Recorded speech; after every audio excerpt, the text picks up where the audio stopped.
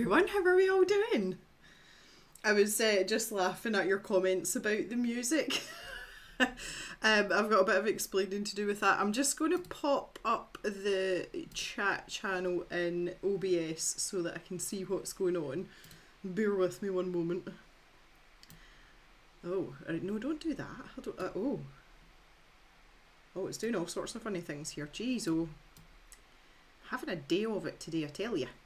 Don't do that. Tell my concentrated face there. Make it a wee bit bigger as well. Yes, so I'm glad you're all enjoying the music. Yes, my hair is still very blue.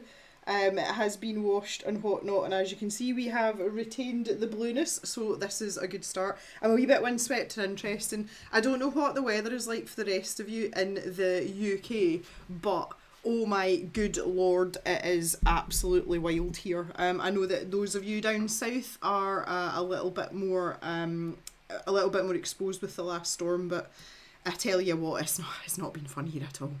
It's not been fun. Oh, Nightmare Before Christmas, Scarborough Fair. A bit quiet, Thea. Let me see if I can. That's it. I haven't touched anything, I promise. Oh, right. Let's try that. Is that better? Better? No. I don't really know what to do apart from keep talking till I hear from y'all. Yeah, so anyway, the story of the music, I did have this on the stream last week. Better? Okay, right, we'll try that, we'll see how we go. I can turn it up a wee bit more, I think, but we'll see. Hi, Mary. Yeah, so I had the music that you heard at the start, I had it on last week's stream. And it was, it's Creative Commons, so it's a free license, but you have to credit the artist under the video. Now, in my haste last week, I forgot to do that in the stream. So when the stream finished, I then added it in. But YouTube must have uploaded the stream to YouTube before I'd had the chance to do that. So I got a notification the next morning saying that the artist was monetizing the video, the replay of the stream, and I was like, oh geez, it wasn't a copyright strike or anything, but you can appeal the case. So I basically just pleaded my stupidity and said, look, I just forgot to put it in, it's on the video now, blah blah blah. So it's all been sorted and it's fine, but that's the first misdemeanor I've had in YouTube in 7 years, and it was just timing. So yeah, I'm glad you're enjoying the music. We are now allowed to use it, and if you look in the description of the stream, the credit is indeed there for Mr. Scott Buckley, who's very talented and shares all of his music with us. So yes, let's see who we've got in the chat then. Obviously we have a Theosaurus, and we've got Cal as well with our pink under hand too. Hello, Cal. Ulrika, hello. And we've got Patricia, who's very cold in North Dakota and needs to go outside and feed horses. That's not fun. That's super cold. Okay, so nice to see you all. Thanks for coming in. I didn't post on social media or anything today. I've been really busy today. So I'm here. I do have to finish quite tight on 5 o'clock. The reason being is I've got bread in the oven and I need to go and stick some seeds on it and do other bakey things. So there. Oh, okay. Hello, Sandy. Hi, Gem and all. I have a complete set of Copic markers in a silver box. Ooh. How or where would I sell this kit? You would probably struggle to sell the full set. The Copics don't tend to sell in the full sets. You might have a better job breaking them down into colour families and selling them as lots on somewhere like eBay. You might get on a bit better with that. Rika with bread. Yes, bread, lots of bread. Facebook Marketplace. I would say eBay would probably be better. I tend to find, and this is not like any shade to anyone because I do frequent Facebook Marketplace, but people that are on Marketplace are looking for stuff really, really cheap. You would probably be better going on eBay where people are actively seeking out, a specific search term.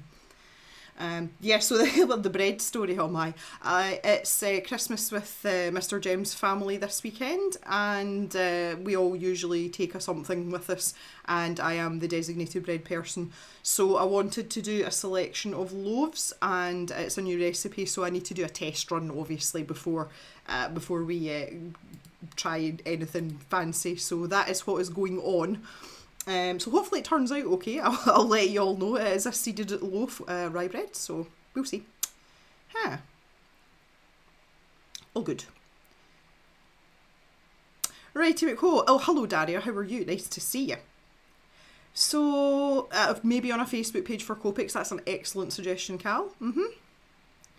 It smells lush. I haven't got any bready smells wafting through yet, but I'm sure they'll be on their way.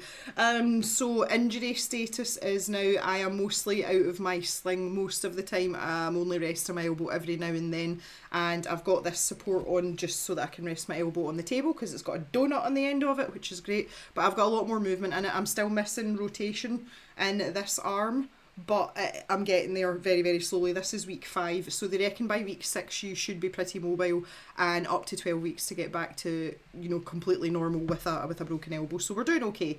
I can do most tasks now. I just can't for this arm, but I've got, you know, I can pick things up and all that kind of stuff, and I can put my own bra on now, which is delightful. I'm really happy about that. This hand it's middling. I'm basically just alternating between having it in the splint and then taking it off, and I'm doing that for a couple of hours at a time, just to support my hand, because I tend to find I can overuse it quite quickly, and there's still things that I do, like positions and ways that I move my fingers that hurt my thumb. So that's where we're at. And other exciting news. Oh, the funny thing, the funny thing about the elbow is, and I was warned about this by the doctor when I started moving it. So when it became a bit more mobile, she did say to me that bruising might start to come out, and not to panic because it can get quite sort of dramatic and colourful. And I was looking yesterday, and I actually have, and it looks like a fresh bruise, but it's because I'm moving the elbow about. So even though I haven't had a bruise up till now, all of a sudden at 5 weeks I am bruised, which is kind of weird, but I think it's going to go like a spectacular set of colours. So looking forward to that, because that's always interesting. But we're definitely getting there. I have in my possession, for those of you that aren't in the Discord, I have in my possession the tote bags. So this is our tote bag, and I think you will agree that the designs come out really, really well. Bearing in mind that the original design was a sticker and it was about this size, I was really concerned about how that was going to look scaled up, and the team at the merch company have done an excellent job of cleaning it up and tidying it up without losing the sort of pencil drawing feeling of it, because I didn't want it to look really digital. So I'm really, really happy with them, and it's a cute little bag. And obviously it has hashtag I am not a painter at the bottom. And I also have the It's a pencils, so they come unsharpened, and we've got this lovely blue colour. They did do a sort of ombre effect one, but they were outrageously expensive, like we're not into that. And we have indeed got the It's a Pencil font from the sticker on the barrel here as well. I'm really, really pleased with these as well. The core of them's black. I just thought that would be a bit more interesting, but I realised the irony of saying it's a pencil. But I just thought that was, you know, a wee bit fancier. I have sharpened one up. Mr. Jem's got one. He's using it and he's quite happy with it. And I've got one kicking about for myself as well. So again, very, very pleased so far. I now just have the sketchbooks to deal with, which I am pursuing this week. So we're well on our way with the merch stuff. Hey Artsy Endo. Yeah, I'm getting there. So yeah, I'm super pleased so far with the merch. Everything's great. Let's get down to business here. Where's my mouse gone? My God. I'm just not organised today at all. Too much going on. Right, okay, so we're back to this watercolour painting. So I thought I would start here, do this for an hour-ish. I just want to sort of finish off and tidy up. You can see I've added in some stuff. I've deepened this shadow a little bit more, and I've put a shadow underneath to make this look like a separate rock. I think it looks much better like this. I felt before, although in the reference image this is joined to this, I just felt as if it looked as if it was kind of floating about doing its own thing. So I've added in a few more leaves and stuff as well up here, and I've darkened this shadow down a bit more too. So today, what I would like to do is put in that secondary plant that we discovered was indeed a secondary plant. So this is this part here. So I want to add that in and add some more foliage on this main tree part here, and then I'm going to call it done. This was really just an exercise to try and get me back doing stuff, and I feel that it served its purpose. I'm not using this piece for anything in particular, it was just really to just do some art. And so yeah, that's where we're going to start, and then after that we're going to move on to something else that's probably slightly more interesting, because you all must be sick of the sight of this painting by now. So I'm just sticking with my modified paintbrush. I can hold skinnier things now, but I thought if I was going to go for 2 hours, I would start off, you know, keep things easy for myself and don't kind of like overdo it. That is a lesson I am learning the hard way this last 4 or 5 weeks.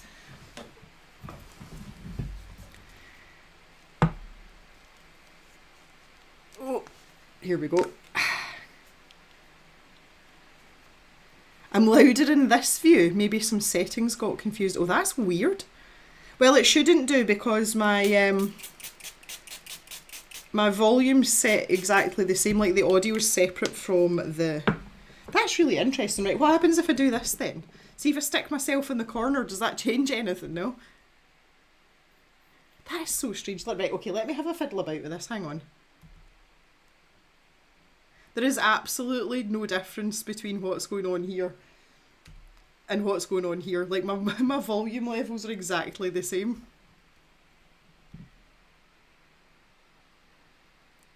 That is so weird.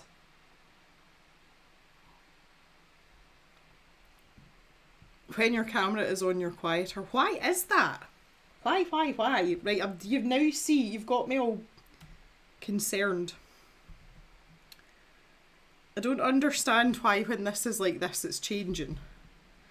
Right, hang on a wee minute here.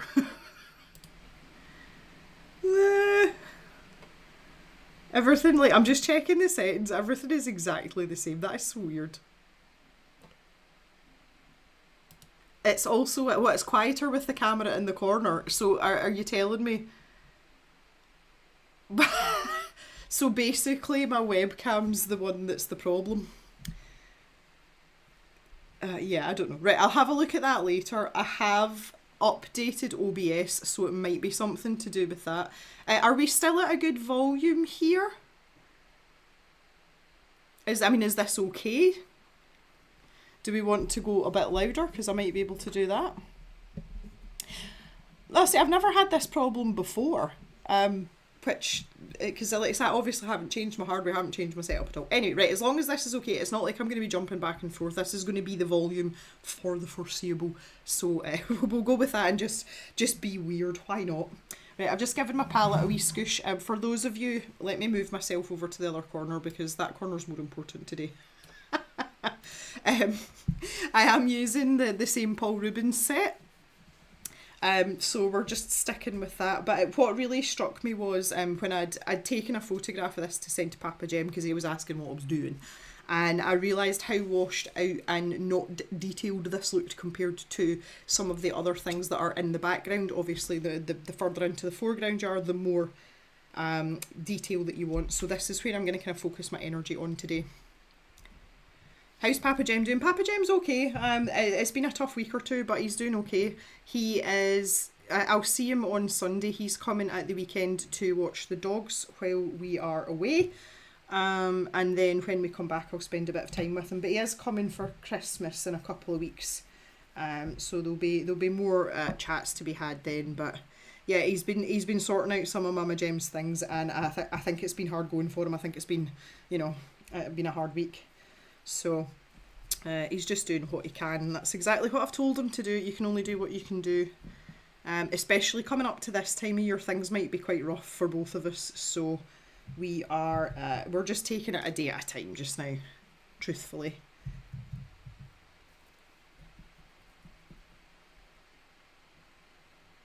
Could it be trying to use an inbuilt mic on the webcam? No.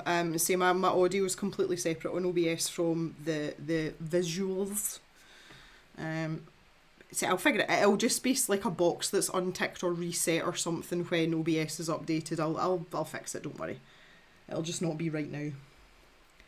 I don't want to get into too much of an autumnal colour here, but it was November when we were there, so let's pop in a little bit more colour here. I'm not shying away from vibrant colours. I feel like we can make it pretty and make it happy. I might zoom in a wee bitty. That doesn't hurt nearly as much as it used to as well, which is nice. Let's go about there. I'll put my manual focus on. Oh, sorry, you just got an eye full of donut. Elbow donut.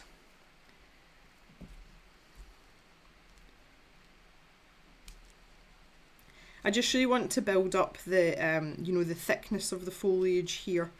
So it's just really about adding it all in layers and letting it dry and, you know, all that good stuff.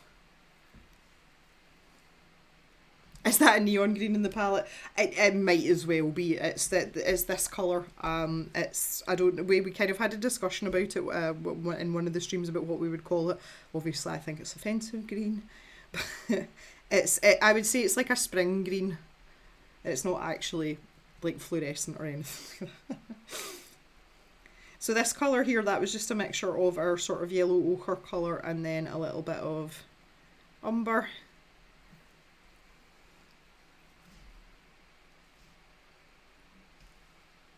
I'm trying to vary my strokes a little bit just so it doesn't end up really samey, because there's always a high chance of that, which we'll try and avoid.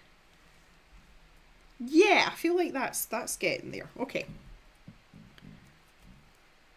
So while that's doing that, I think I want to take this old murky colour here. Let me just move this over a wee bit, this one, and mix it with a little bit of that fluorescent colour. Make it slightly less fluorescent. Yeah, that's a bit more sensible, isn't it? Yeah. Okay, good.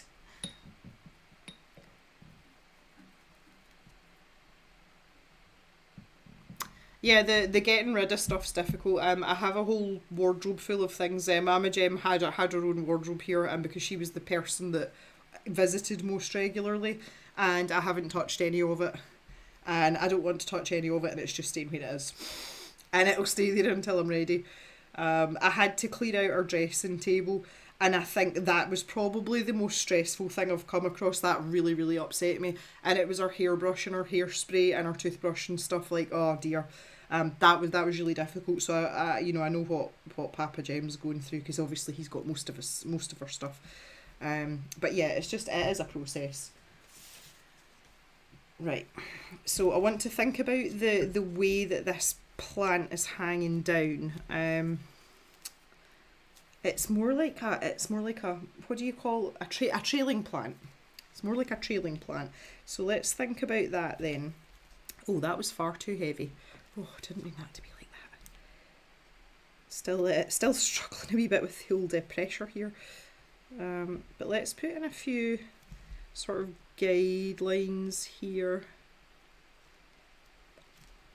We could probably bring this quite far down. Like to maybe there ish.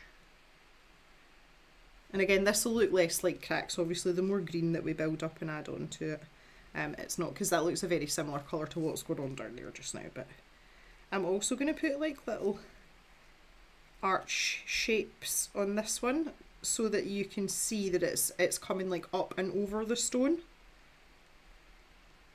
There we go. And we'll just build these up as we go. Yeah, okay, that's a fairly good start.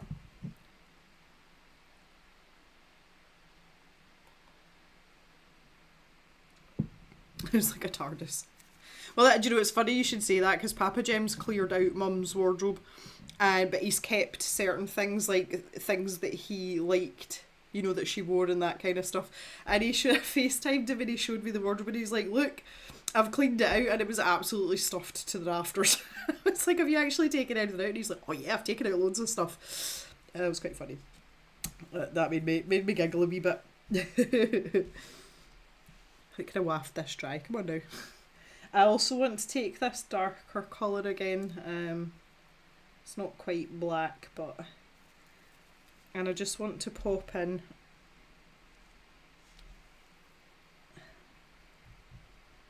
some detail on some of these branches. Again, not too much. I don't want it to be too fussy because I want it to be the majority of leaves. It's at points like this, I think I mentioned this last time, I just wish I was using gouache, because then I could just layer it up the way, the way I want to layer it up. I'm so used to doing that now. It's not to say I don't enjoy using watercolour, but I think just the way my brain works as well, because I do very much operate in layers, but I operate in opaque layers. Like that's the standard for me. That's what makes sense in my brain. And I'm like, damn this transparency.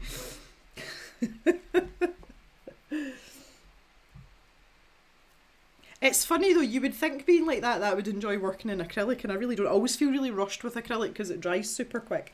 And I've tried various things and various methods, but I always feel slightly uncomfortable with acrylic. It keeps me slightly on edge.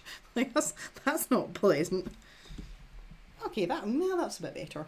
So I'm trying to pick out more areas on this side here, because there's obviously light coming from over here somewhere. But there would be some darker parts shown on the front of these branches, because obviously this is the shady side, sort of slightly down to the right. But yeah, I'm a bit happier with that as well.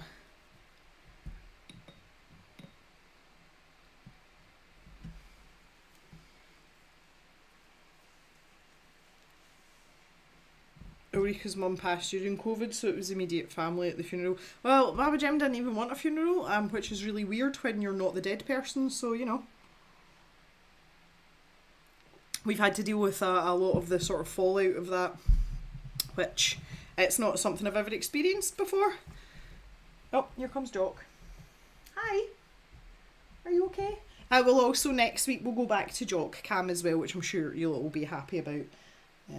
I can nearly go full stretch. The reason that this is the problem is that the switches for various things are on the overhead light, which is up there, and I'm not quite ready to reach up or stand on something to reach up, more to the point. But also the stand that I use for the extra camera is really, really tight, and the pull-in motion to turn it is I can't do it yet. So I'm hoping next week though, when we're in our streaming, it'll be Sunday next week we're streaming, I will be able to regale you with some Jock footage also.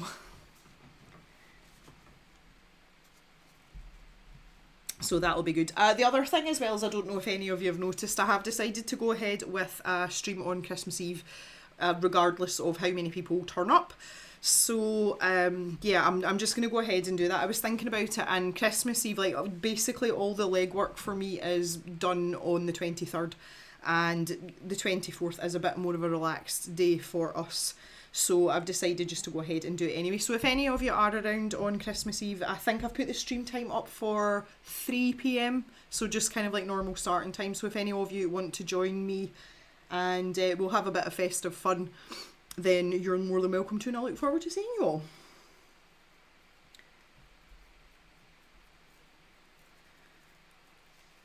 I really want to change brushes here. Should I? I don't think I should start messing about now. I think I should just behave myself.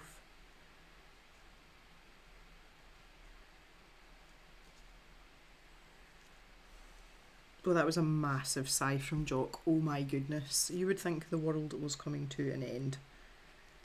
He's had such a hard day, everyone.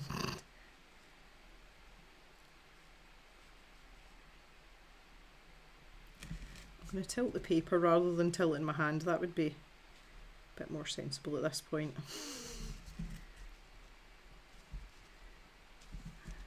Yeah, that's better.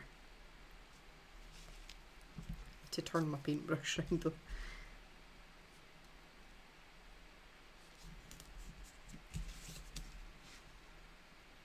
Concentrating.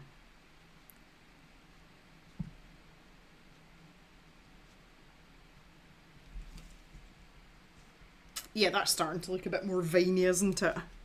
Like it. I'm not bothered if these bleed into each other either. It's just going to help sort of give that idea of the density of the foliage. Love that word, one of my favourites. Yeah.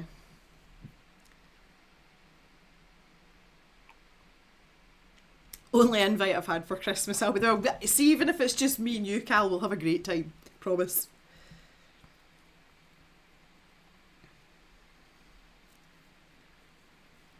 I'll see Papa Jem will be here, so Mr. Jem can entertain Papa Jem for a couple hours while we mess about and paint stuff. Haven't really decided because I'm still, although I mean I'm you know, I'm more or less mended sort of. I'm not likely to go to have any complications or anything now, but I'm still not sure in terms of actual artistic ability even in a couple of weeks. But I don't think I could sit and colour with coloured pencil for like any length of time. I would probably be able to do it for a wee while. So I'm still a bit apprehensive on locking in an actual activity. But I mean, I definitely painting, and I would like to do some gouache painting at some point because I'm sorely missing it, and it's my favourite kind of painting to do. So we might do some gouache painting. The pencil stuff's still quite hard going, but I'm expecting that to let up a little bit in the next maybe 2 weeks. It's just kind of one of these ones where the doctor was like, basically you've just got to keep it until it gets better, and you know, be sensible and not push it. Like, don't push your luck kind of thing. And I'm like, I'm the worst person to tell that to, because I want to do everything all the time, and I want to do everything myself. Because I'm getting to the point now, people ask me like, do you want help with that? And I'm like, nope, do it myself. Like a petulant toddler. But yeah, it's fine. We'll be okay. I'm going to try. I did, I put the recycling bins out myself the other day. That was a terrible idea. I managed fine with most of them. It was the glass bin. I really shouldn't have done it. And Mr. Jem gave me into trouble for doing it, which was deserved because my arm was sore after that. I really, really, really shouldn't have done it. But hey ho. No long lasting ill effects, so I'll put this down here.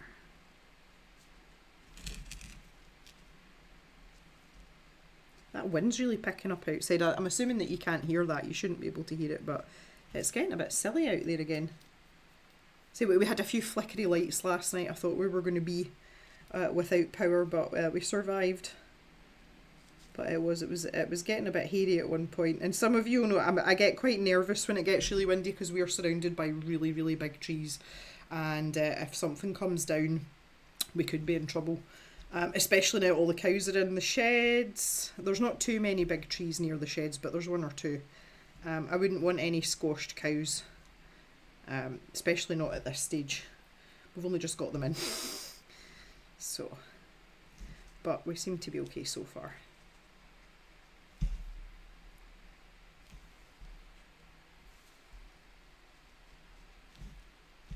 Okay. Right, I'm going to add a bit of a darker brown to our sort of ochre mix down here. It's pretty orange. Let me add more of this in. Make it a bit red or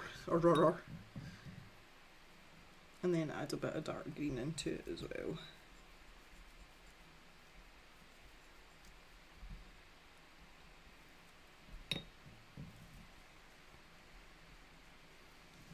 When you said squash cows, my brain instantly thought smash burgers.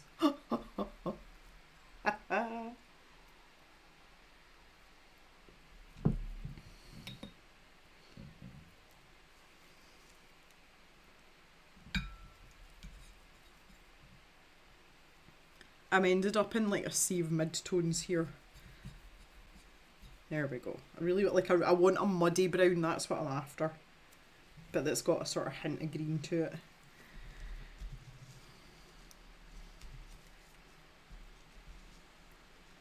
Again, I'm going to try and keep more of this on this side.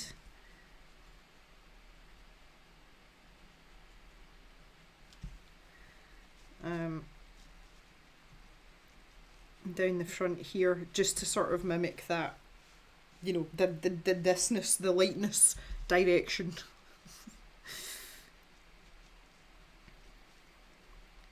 So we'll try and thin that out up there. Yeah. Obviously that's not going to dry like that, but let's pop that in.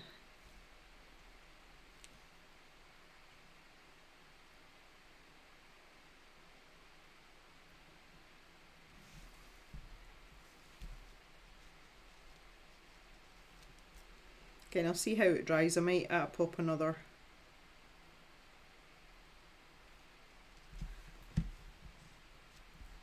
layer on it. We'll see how we go. Using this same colour though, I'm just going to tap in a few bits and bats here as well.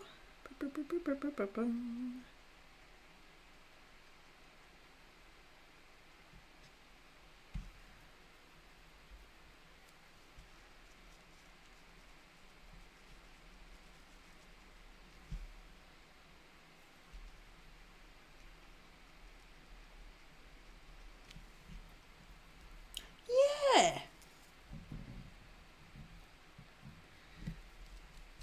On the camera, I have noticed this just when I'm looking at the monitor there, this side of the rock looks quite light. There's a lot more contrast between this face and this face in real life. It just looks really strange through the lens. Anyone doing some art on the side too? I'm daring to challenge my brain with doing both, watching stream and colouring.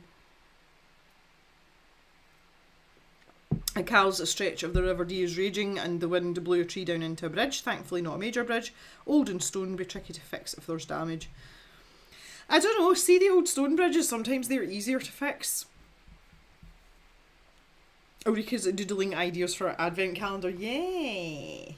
Very nice indeed, very nice. Okay, I'll let that just, I'll waft it about a little bit. Okay. Yeah, definitely sturdier, that's for sure. Well, that's, everyone keeps telling me that not to worry about the trees because they've been there for hundreds of years, so if they were going to come down, they'd be down before now. I'm not that confident.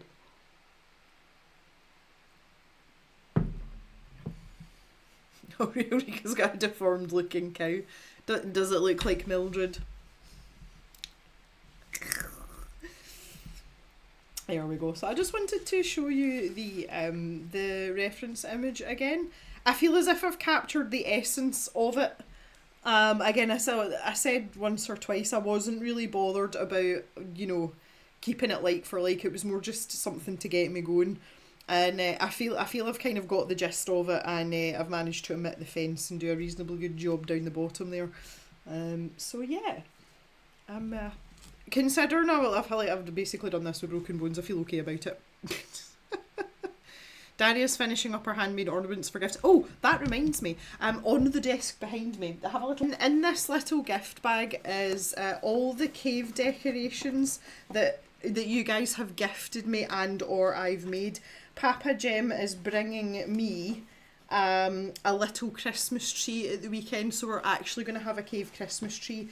Because obviously we're at the stage where I have enough decorations to have an actual tree. So obviously we need to put our Christmas llama up. That's important. And we've got this lovely little knitted sock as well. And if some of you may remember, this is a really old video, but we made Christmas decorations with Posca pens on wood at one point. So we've got that one to hang up too. And I have a little Swedish traditional decoration as well. So that's really nice. So we've got quite a few things like that. I did another llama, obviously. We're full of the Christmas llamas. So I've just been keeping them all in this little bag. So again, in the next stream, we might have our little cave tree up, and I'm going to pop it behind me, so it's going to sit in this space here. So it's only about this high, but you should be able to see it when we're streaming. So I thought that would be quite nice. So I was just looking the decorations out to get ready, you know, bit of preparation. Make sure we've got everything.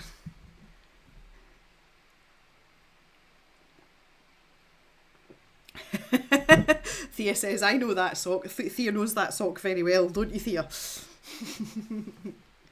There's loads of stuff in there. This is the great thing about having all you guys being like arty and crafty people, because I've basically got enough decorations for a tree. I didn't really have to do much to get there. We did. There's a couple of the little resin decorations that we made. I did that for Cavemas one year as well. So yeah, that's pretty nice. Like, how are we doing here? I don't know whether I want to put much more in this. Do you know that? I just feel like it's come to a natural end itself. The Cal's decorations are in the attic. Yeah, you're kind of like reluctant though, aren't you? Oh, right, on the top here, I just want to add in a little bit of a lighter shade.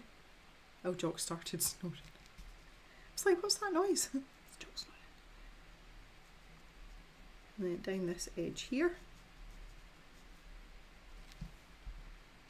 Just to let you know, as if the sun's catching that a wee bit.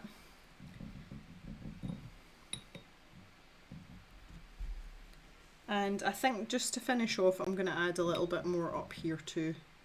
I'm going to take this green straight off the palette. It's like a viridian colour.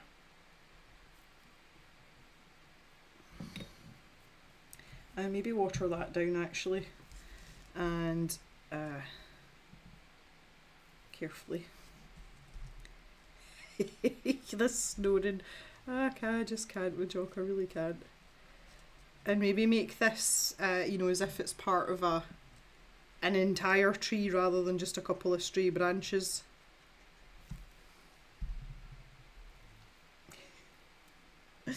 Oh, I can't with him when he's snoring, he's so funny.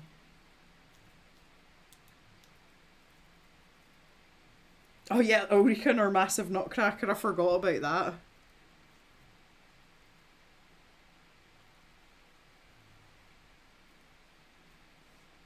Thea's mum started decorating. Sometimes I feel like I have too much decorating stuff, then again love it, so yeah.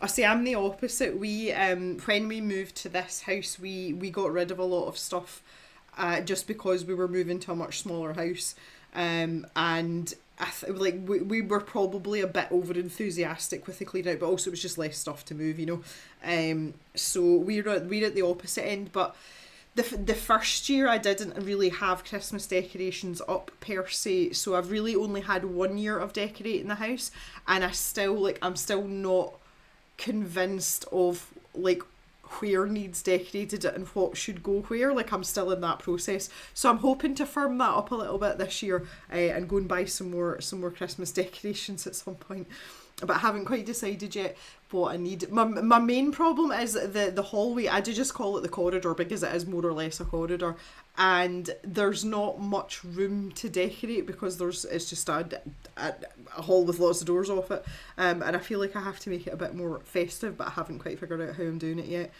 I did have last year, I had the old fashioned paper garlands that you make, the rings that you put together. I sat and made loads of them last year, and I had them from the ceilings going all the way down the corridor, but it just made it feel even narrower and longer, so I kind of don't want to do that this year.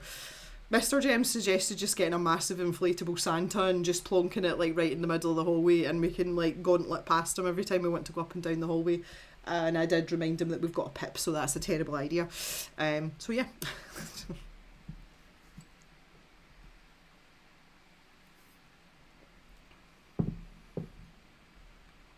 Hello, Michelle Taylor, how are you?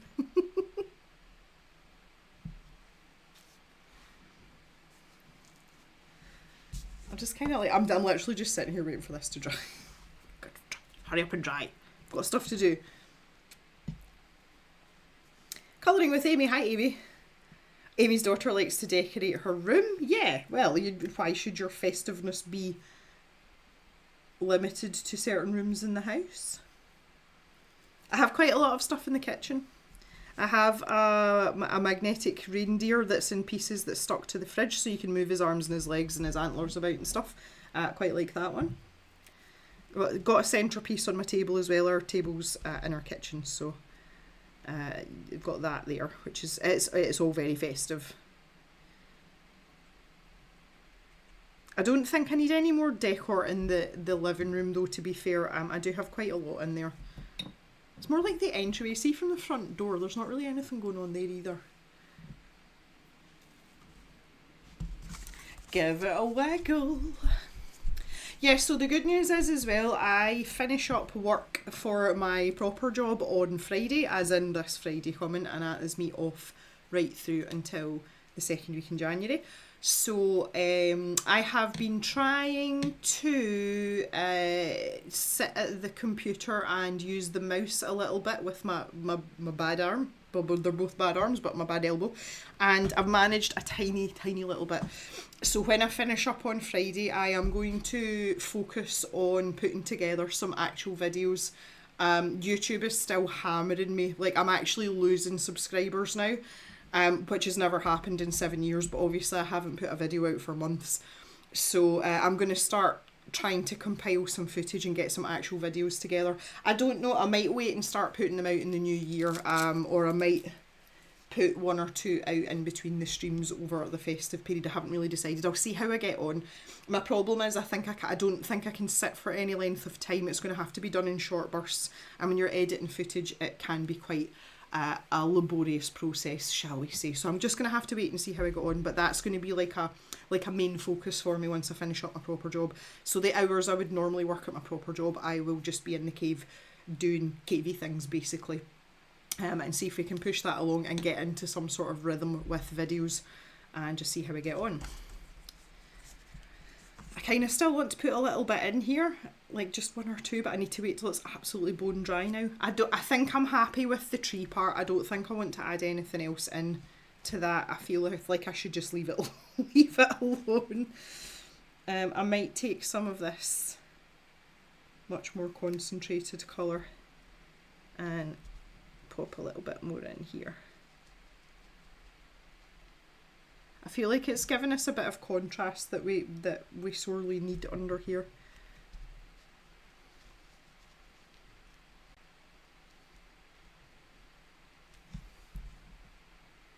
Okay. I feel like I need to stop touching things. Just like leave it alone, Jem. Right, okay. I'll wait for this top corner to dry a bit more, and I'll add a few more leaves in there, and then I'm going to call it done. Amy says, I saw something on Insta the other day where they had basically transformed their kitchen into a gingerbread house using cardboard. Oh my god, that's amazing. That sounds amazing. I don't know how useful a cardboard kitchen would be, but I would be up for it. I've seen people that put the great big bows on all the cupboard doors, and it looks really, really cute. And it wouldn't last long in our house though. Like, they get grubby really quickly because I've got a grubby farmer husband that comes in and puts these big dirty paws and things. Like, I have to be able to wipe and clean. Not so much recently, to be fair. It's something I like to be able to do very much. I'm really tempted to go and put the hairdryer on this. I'm so impatient. I'm so impatient. Give it a waft. The very fact that I can waft now makes me really happy as well, because that wasn't a thing for a while. I can feel that in my elbow a wee bit, but it's more like a tweak. It's not like pain or anything. It is like actually breaking that elbow. The specific break that I've got, which is a radial break. It is the weirdest break I've ever had in my life. Like, this is not a traditional broken bone situation. It's been very, very odd from start to finish. It feels now that I was saying to Mr. Jem this morning, because it was a Wednesday that it happened, so that's 5 weeks today, and it feels more like if any of you have ever, like if you've ever had your arm wrenched, you know, or like pulled really hard, and you kind of feel something going on, you know, like either in your elbow or your shoulder, and it maybe feels like a bit stiff. That's kind of what it feels like now. It feels like it's been wrenched really hard rather than broken. So it's more of like a stiff feeling, and I only really get like a proper sharp pain if I try and like do weird things, you know, on this side. It's just really, really odd. YouTube really likes to punish lack of consistency. Oh, don't I know it? Oh, I'm not bothered by it. It's just mildly irritating. I've never relied on YouTube as an income source. Although there's been quite a few times where it has carried the cave and like sort of paid the bills, as it were. But the shop very much does that now. And the YouTube stuff's just a bonus. I do feel though a responsibility as a creator to be putting out high quality content. And I feel like the streams are very relaxed. They're not very structured, and while they're really good fun, I feel like a sense of duty to put out some decent content, and that's the onus is on me to do that. But obviously, I can't do that when both my hands don't work. And it's been an unfortunate run of events this year between my mum, and obviously this happening as well. So we've not been very active at all this year in terms of YouTube, but we'll get back into it slowly. I'll say I've been doing it long enough that I don't panic. Like, it'll be 8 years in March that I've had the channel, so like, it'll be fine. I'll be okay. As long as I remember to attribute people's music properly and don't get myself into trouble, everything will be okay. How about re-uploading old videos to highlight them as a throwback Thursday? Well, they're still all there, Cal. That's not really... I was actually saying though, I've earmarked some like really old videos, so like from maybe the first 3 years in the cave, and I'm going to chop them down and make them into shorts. Whether I put them on YouTube or TikTok or Instagram, I haven't decided. I won't do all three because you get penalised on whatever platform that you didn't originate it on. But yeah, can you get into trouble with YouTube? It depends. You can re-upload stuff. I don't know. I've never tried it. You can. I know you can do it. But they will have they have algorithms and everything that sift through like all your content with a fine-tooth comb. I mean, it was like that the copyright issue that came up from the stream last week. It was up within minutes, so it's an algorithm that's picked it up. It's not someone spied it and gone So there's a lot to it. It's complicated. If you take an old video and chop it up and change it round, you'd probably get away with it. That's not something I would be interested in doing though, to be fair. But as I say, especially like my really, really old YouTube videos, I feel like the format of them doesn't really work for YouTube anymore anyway. I mean, I wouldn't take them down, but definitely edit them into a format that's much more palatable for consumption these days. So there's ways and ways of doing things, but see, it's deciding where, because I keep thinking, like, I've noticed, I don't know if any of you feel the same way, but on Instagram in particular, I find now that I tend to get more reels than still photographs. So I don't know if it's worth taking some of my old YouTube content and making it into like a bullet point tutorial format. So like take the footage of whatever it is I've done on YouTube and put subtitles and put some dialogue with it and do it that way. That might be quite nice. The one in particular that sprang to mind, and only those of you that have been here a long time, I'm thinking maybe Daria and Cal, I did a set of videos on pencil combinations for things like metallic shades and skin tones, and I did them all in little spheres. That would be a really great video to cut down and just have it, if you want copper, these are the pencils they use and this is the order that you do it in, and make sure you blend this bit, and that would basically be the entire video. So that would be really suited to like short form content.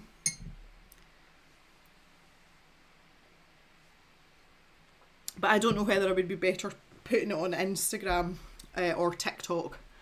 I don't have a following on TikTok, this is the thing, because I haven't spent any time uploading things to TikTok.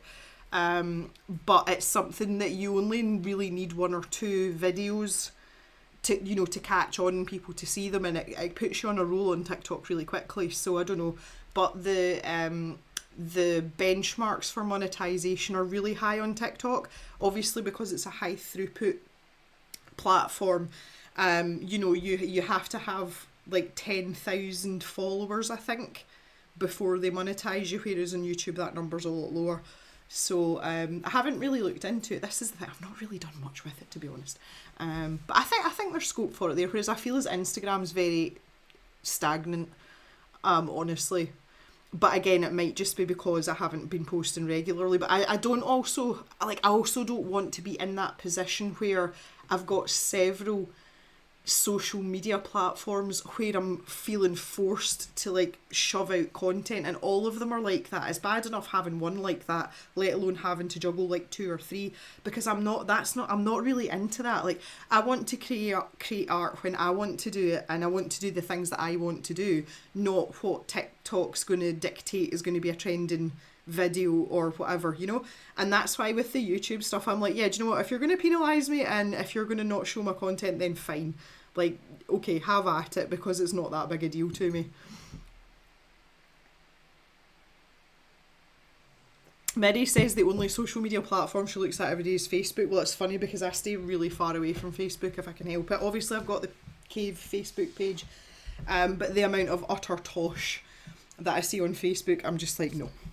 And it's creeping in everywhere though, this is the thing now, but the amount of AI stuff that comes up is frightening, and that goes for every platform, it's not just Facebook.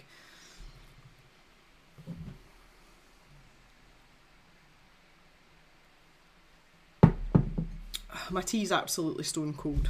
Right, how are we doing over here? Better. Do you know what I'm gonna have to start doing? See, in this first hour, I'm gonna have to start using a smaller mug so that my tea's warm.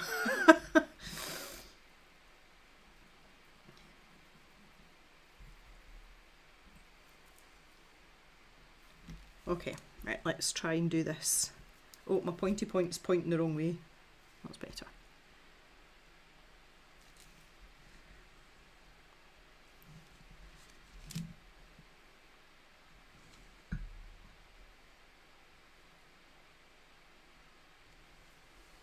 Yeah.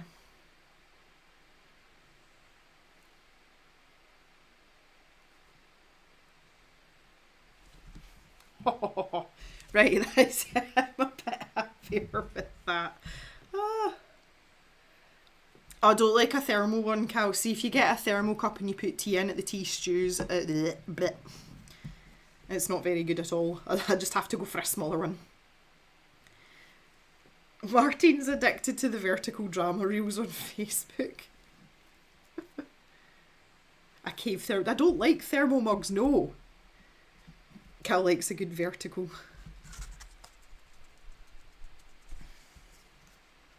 You've never had that with your tea? Your tea's never sat long enough then?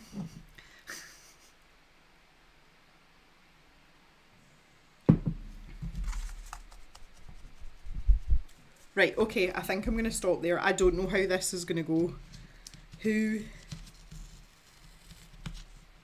Because this masking tape, yeah, this tape's been on here a long time. It's probably going to pull up a bit of the paper as well. Okay, so far. Go gently.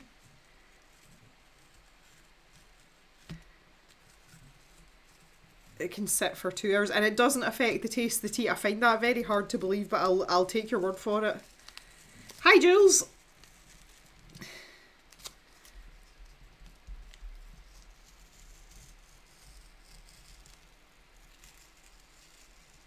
Oh.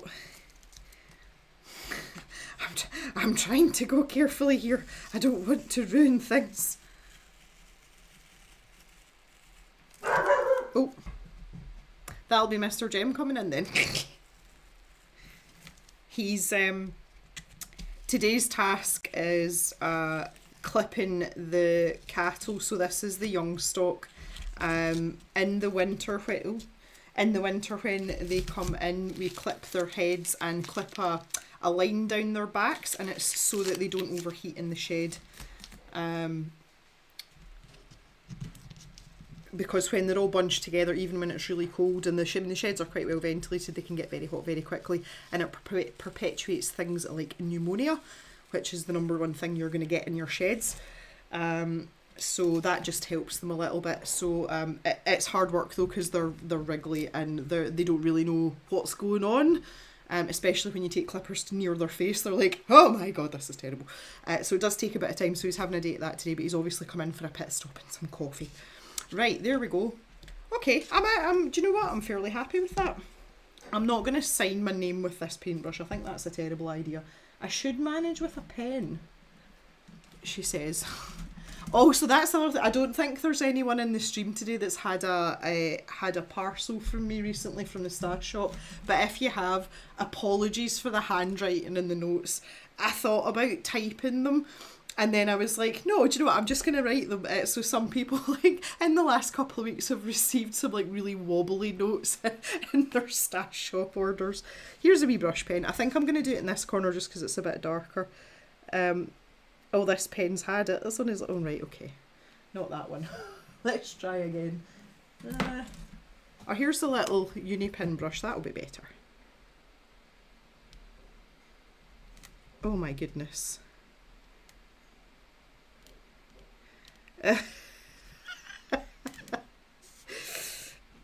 If Jem was a 5-year-old signing her painting. Right, there we go, guys. That's it. That's fairly decent, though. I'm quite happy with that. See, just as a wee exercise to get me going again, I can't say that's too shabby. I did want to have some vibrant colours though, and I think I've managed to achieve that to a degree, would you say? Like I said, it does look a bit cheerier in this one, but it was mostly like because the light was coming from behind. But yes, that is a picture from the scene of the crime as well, but yes, quite happy with that. Yeah.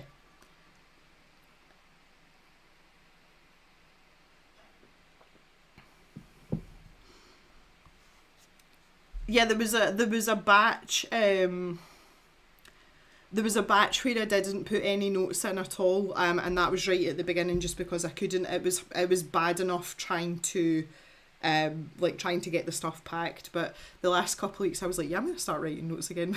It's still a bit wobbly. It was kind of funny though, because I was like super concentrating, like forming the letters. It was really funny though. Right, okay, there we go, guys. Yes, right, very happy with that. Call it quits there. So we're going to take an intermission just now. As I said, I need to be finished at 5 sharp because I've got bread to rescue. So I'm going to stop here and just take the next 9 minutes or so, 8 minutes or so to get this cleared away, and then we're going to move on to something else. So this is the time where you get to talk about what you're having for your next meal, and I shall rejoin you all just shortly. So go forth and talk about all the foodie things.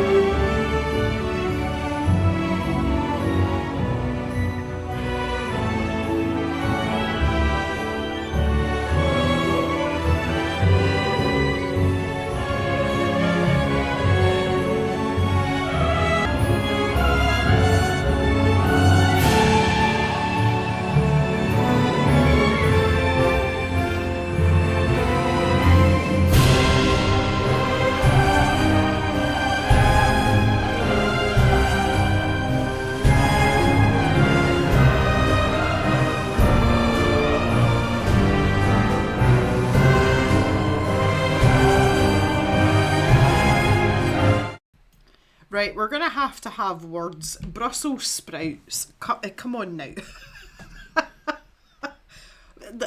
Brussels sprouts. Really? Of all the things. Good grief. Ulrika's having a slice of malt loaf. Ulrika and I have got this thing about malty things. We were talking about Horlicks. Look at my hair. Good God.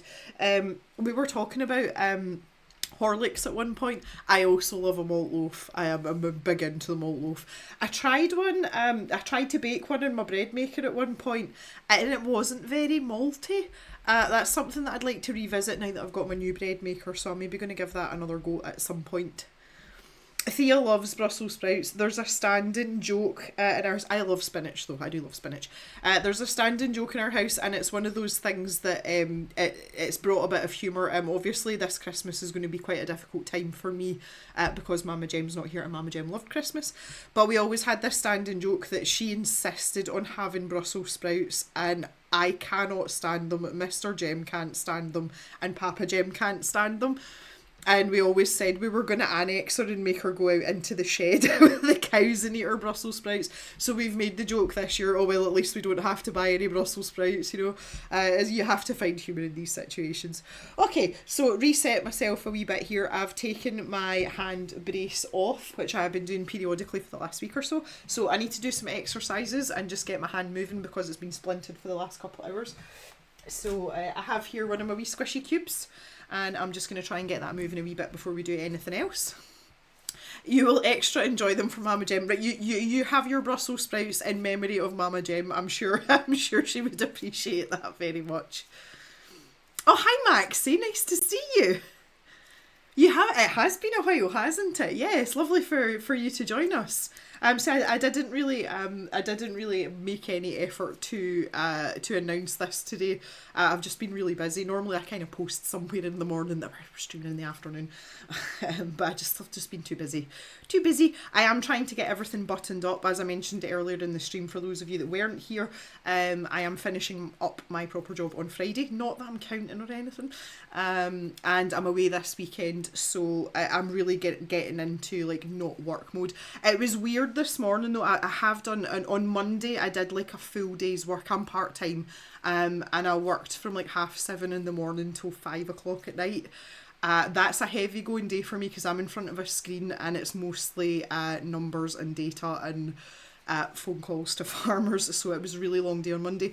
But I woke up this morning and I was like, right, what have I got to do for work? Like I need to get myself organised, I need to get a plan. And then I was like, oh, wait a minute, it's Wednesday. So I think I've been on this like work train for a couple of days.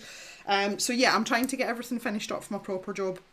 I am the only person at my company that does my job, so I need to make sure like everything's done before I finish up. And that's basically the criteria for me finishing up, is as long as you've got everything done, you're good. So I'm kind of in that mode where I'm just like, right, just make sure you're organised, everything's done, all the boxes are ticked, all the tasks are done. So yeah, that's basically what I've been up to. So yeah, but I'm really looking forward to Friday. I feel like normally at this time of year I'm ready. I'm always looking forward to the festive period because I do enjoy it.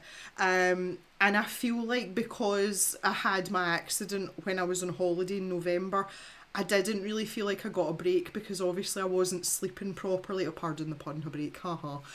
But I wasn't sleeping properly. I was taking a lot of painkillers. So I didn't come back from that holiday well rested and feeling as if I'd kind of like gotten away from the drudgery, if you know what I mean. So I think it's probably best that I do have a long stretch of time off away from my proper job. So I'm very much looking forward to it. Well, crap on a cracker, says Patty. I forgot to put a tea bag in my tea. Do you know how many times I do that? I also use crap on a cracker a lot as well, which is quite funny. Ah, that's funny.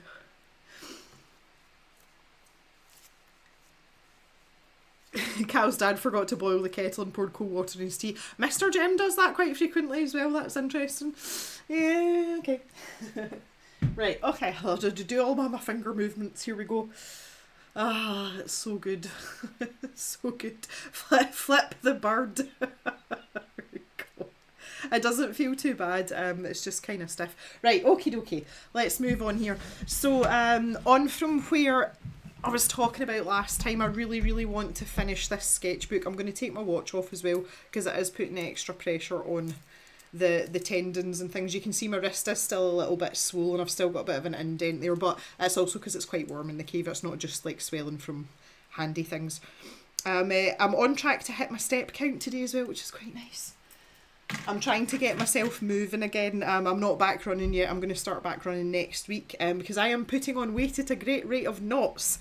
Obviously not being as active as I normally have, and I'm still eating the way I do when I am active, so I'm quite keen to get myself moving. So I've had a couple of longer walks in the last week or so, and paying a bit more attention to, you know, keeping myself moving, especially because I sit at a desk all day. Anyway, yes, so we'd like to get this sketchbook finished for Christmas. I do have a plan. As I said, I'm going to Mr. Jem's family's Christmas get together this weekend. He has a huge family and it's really difficult to get everyone all at the same time, so they tend to pick a weekend, you know, slightly before, and try and get as many people gathered together as possible. But for the last few years, I've had my niece draw me some pictures in my sketchbook, so I'm going to keep a wee page for her. That was when she was very small. That was a couple of years ago. So you can see that things have progressed slightly. So I'm going to save her a page, but I still want to get this finished. So this was what I was working on the other night. I just had a wee notion. I was in my living room and the fire was on and I was quite cosy and my hand was feeling quite fluid, quite mobile, and I thought, you know what, I'd really like to do something in my sketchbook. And one of the girls on Discord, Purpleologist, I don't think she's in the stream, she's not usually in on a Wednesday, she suggested drawing my fireplace but with Christmas stockings hanging on it. So I made a start and basically did the sketch. So this is like square on to my fireplace. I did the sketch and started with some fine liners. Someone had suggested markers, and I tend to find with markers on this paper that it soaks through, and I didn't want to damage my niece's artwork on the other side, so I thought I would go with fine liners, and that was kind of like a halfway house between pencil, which would be my preference obviously, and the markers. What I have done here doesn't look like much. That took me like 3.5 hours. You know, it was very, very slow going, but I managed it and my hand didn't feel too fatigued afterwards. So I'd like to carry on a little bit with that today. Maybe not get it finished, but just push this sketchbook on, because again, as I mentioned before, in the stream on the 31st, I would like to do a new cover page for the next sketchbook. So finish this one off, put the date in here, and do the cover page in a shiny new sketchbook. That's my plan. That's the plan. Whether we get to that stage or not is another matter entirely. I also do have a Jack Daniels. I have been looking forward to this all day. Cheers, thank you very much. I've very much eased up on the Jack Daniels the last couple of weeks just because I've been on painkillers and stuff. You know, I've been trying to be sensible. So very much looking forward to that today. There's a second snowman. Oh, you didn't see him. Yeah, this I gave our snowman a friend. I realised I didn't finish his scarf. I did post that on Instagram, I think. Was it Instagram? Yeah. So maybe we can finish his scarf off. In fact, let's do that first. That's a better idea. I like that. Let me grab my pencil case. We'll just do that first. That's a good idea, Thea. You've just sparked that in me.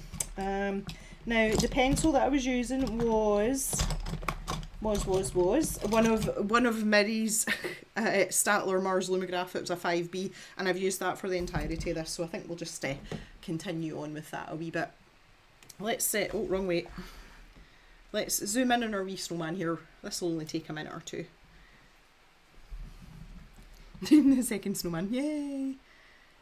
Isn't his little hat cute? Yeah. I feel like that should be a lot darker though. Yeah, so let's do something with this. So that's obviously going to be shadow there. I'm still not very good at gauging the pressure. I'm not good in that with my hand generally, you know that, but it seems to be more impaired than normal. But we'll see how we go. I'll just finish this off a little bit. I could do with a kneaded eraser though. I don't know where my kneaded eraser is. It's not in my pencil case. Oh, there it's there. Okay, I got it. Patty's niece named her horse Jack Daniels. Patty, may I inquire as to how old your niece is, because if she's young, that's alarming. Hi, Wilcox Mama, how you doing? The snowman looks like I want to be like you when I grow up. Yeah, but I thought he was just like admiring his dapperness. Oh, she's 28. Okay, right. That makes me feel a bit better about things. Oh, jeez, I thought you were going to tell me she was like 8. Thinking to myself, alarm bells.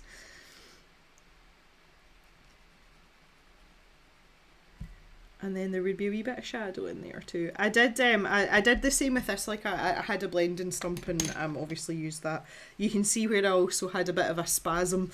That pencil mark should not be there at all, and I don't think I can get rid of it because it's really, that was like a moment which I couldn't control.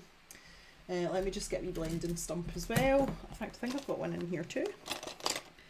I love how I just explained to you what I was going to do and then just didn't do it and totally went off on a tangent. But it's your fault, chat, so... Snowman stickers next year. Well, yeah, maybe. I think we could... I mean, again, this is just... Anything that I'm doing just now isn't going to be used for anything commercially. Let's be realistic. Because I'm just trying to get myself back into the swing of things. But again, as we've had with a lot of things in the past, it can be these sort of random sketches that don't really mean anything, that tend to grow legs and then turn into something, a bit more substantial. So I would not rule it out, but they are quite cute. But I think I could probably scan these as they are and maybe drop a little bit of colour into them digitally, and we could have some snowman stickers next year. We could do that. So I'm trying to think about the shadow. So that would obviously be very dark around there. Thinking about this like alternating stripe pattern as well. So that's going to be pretty black in there, isn't it?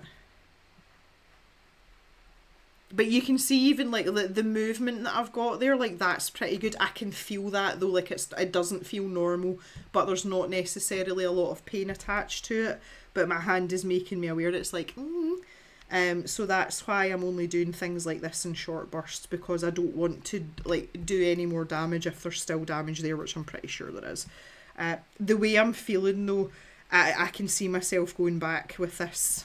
So they did tell me to like keep this for 12 weeks and just see how it goes. But I feel like it should have done more than it's doing.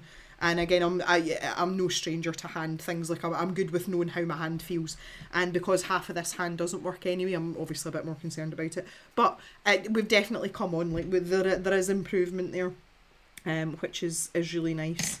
I wonder if I can just blend out. Yeah, look. This is fun.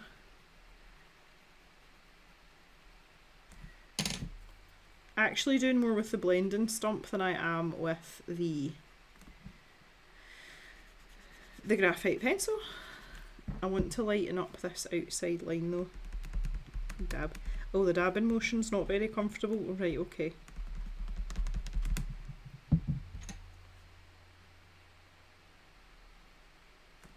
I'm gonna have to stop dabbing.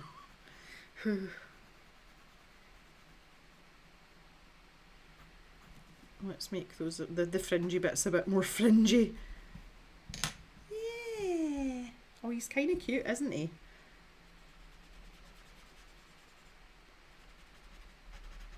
There we go. He looks a bit more finished now, doesn't he? Yes, better. I love his little fat tummy and his little buttons as well. Like for some reason that makes me obscenely happy. I do seem to have a thing like with like chubby characters though. I like them to be a bit chunky. Europa the Pirate Twin 3, hello, hello, hello. Thank you for joining us. He's super cute. Yeah, yes, Chubby Snowman. That would be a fab Christmas card, but I feel it's a bit rough around the edges, but maybe. We'll stick a pin in this, and about August of next year, y'all can remind me about it, and we could maybe make this into a Christmas card. I don't even know whether I'd want to add a lot of colour. I would probably just keep it like this, but just to add a pop of colour, like maybe like a splash of orange for their carrot noses or something. Like that might be quite nice. Is he fat though, or did his two body bits just melt into one? Well, there's always a possibility. I feel like he might not be as well formed as he is if he'd melted though, to be fair. He seems pretty spherical. But yeah, again, see, just for a little doodle with pencil to get myself back going, I'm really happy with this. And just drawing this made me happy because it kind of put me in the Christmas spirit a little bit. His baby fat. Oh, a red bow tie. Yeah, a red bow tie and a red ribbon on his hat, maybe, Patty? Yeah, sounds good. Okay, right, well, I'm glad we've got that finished. A little side quest there. Let's move back over here to my fireplace. So I'm just using it's Tri-Plus fine liners I've got, and again I mentioned that Yvonne had sent me some art supplies. This was one of the things that she sent me. I haven't used fine liners in such a long time. They seem to be really helpful right now though. So yeah, that was like a happy accident. Or a happy coincidence. So I'm going to go for it. So there's broad liners and the fine liners, and they're basically the same set, just different nib sizes. So here we've got a 0.8mm line width on the broad liners, and the fine liners is 0.3. I'm getting on a lot better with the broad liners just because I don't need to have as much control over them to fill in area. So I'm going to grab this light grey, which was what I was doing with my my wood burning stove. I say wood burning stove, it's actually a dual fuel stove. You can put other stuff in it, but it looks like a wood burning stove and we mostly burn wood in it, so it is what it is. Okay, so there we go. Rika says, I reckon I could use that excuse. My tummy, it just melted from further up. Oh, okay. So yeah, unfortunately this might be extremely uncomfortable to watch because it is painstakingly slow, but if this is what I have to do to get myself going again, then this is what I'm going to do. So I'm just going to work around these edges. So a funny story about this wood burner scene is we want to keep it topical, I'm sure.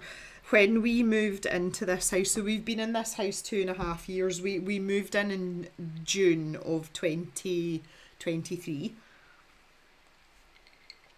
And one of the things that was wrong was the flue on the existing wood burning stove was all cracked and split. And there was actually a crack down the back of the stove itself. So it was not salvageable, and we had to look at getting a new stove. So we went to the wood burning stove shop, as you do, and I saw this really pretty one, and it had lovely sort of like intricate designs all over, like lovely pie. It was really, really pretty. And I said to Mr. Jem, oh, can we get that one? And he looked at me as if I had horns growing out my head. And I said to him, I was like, why are you looking at me like that? He said, that stove is far too big for the space. And it was probably double the size of this one. Like it was like oblong shaped. And he pointed out like the heat outputs, because it tells you on the back what you can expect and what size of space you can expect it to heat. And he said if you put that stove in our living room, you're basically going to have to walk about in your pants all the time. Like it's going to be far, far too warm. So I kind of took the hump a little bit because it was really pretty and I thought it would fit in the space very well and blah, blah, blah. So he steered me towards this one. And he was like, look, this is perfect. And it's going to do a really good job and it's quite pretty as well. I haven't elaborated. There's lots of fancy designs on this. Again, hand, not doing it.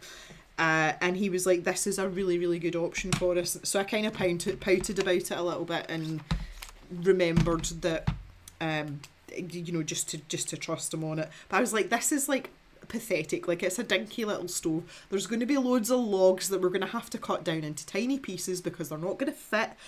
And he just kept saying to me, will you just trust me? Like, will you just shush and trust me? And I was like, all right, okay. So we brought this stove back. I'm just going to pop the handle in. The handle is actually black, but I've chosen this dark grey just so it's less sort of jarring to the rest of the image.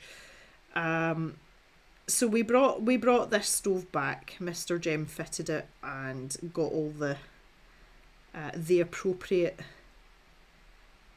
sign off for it and everything. And that was fine.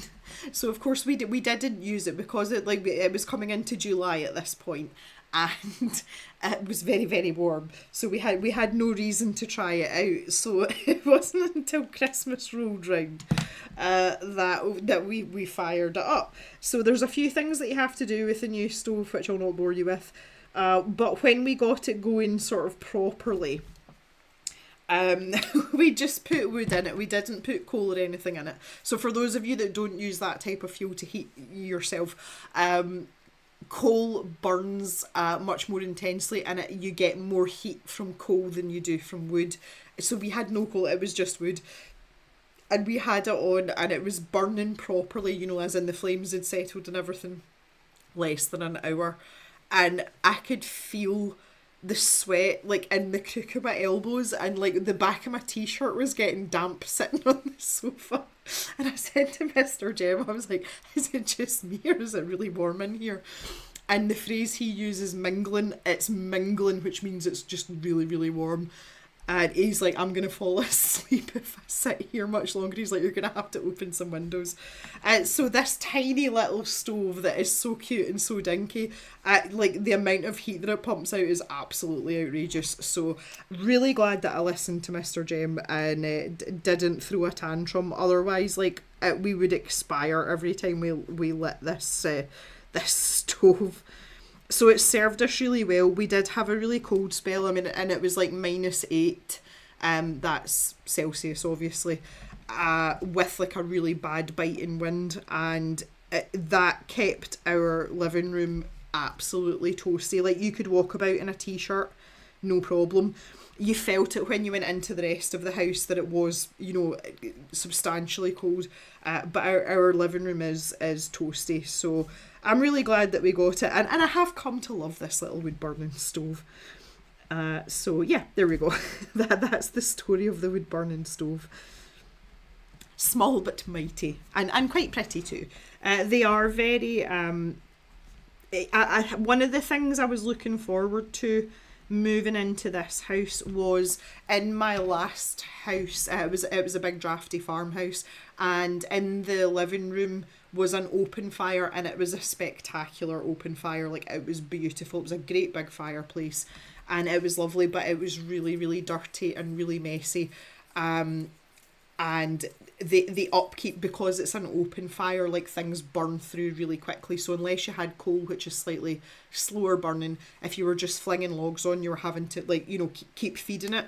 So I was kind of looking forward to having like an enclosed fire. And see, these wood burning stoves, they're not any cleaner than an open fire, other than the fact you don't get actual like ash particles floating out. Everything's still covered in a fine film of ash. Like our living room is always dusty if you've got the fire on, because that's just the way that it works, and that's just something that you've got to kind of like accept if you're going to have something like that. But aside from that, I'm really happy with it. I do miss the open fire sometimes.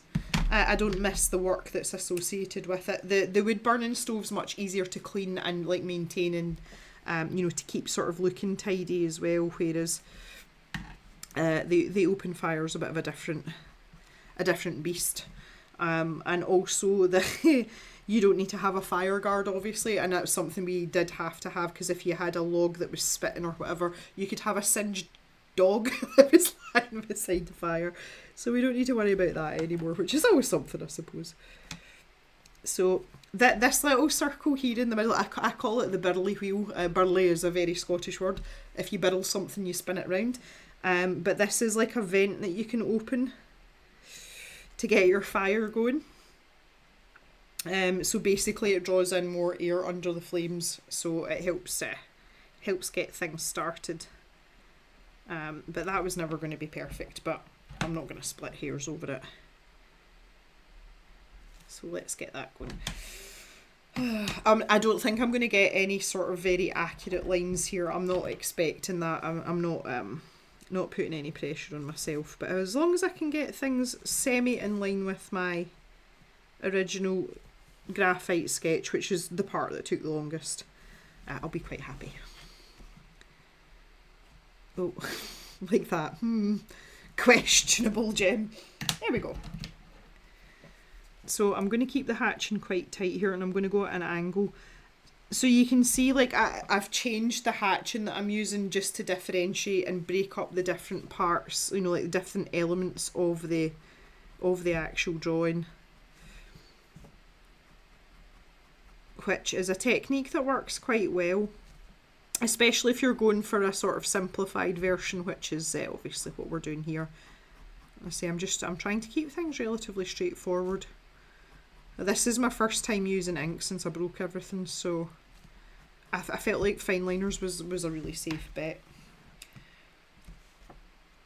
I couldn't find out that my walls are actually a very calm and serene sage green. Obviously we didn't have that option with the fine liner, so it does look like offensive green, but I promise you that my walls are very pretty.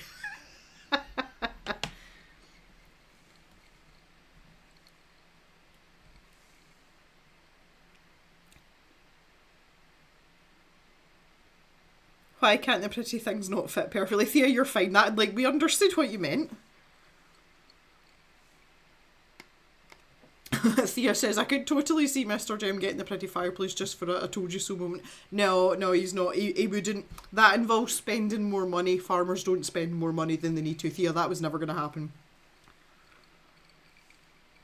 And Mary says she's had coal fires so much work. Yep, they really are.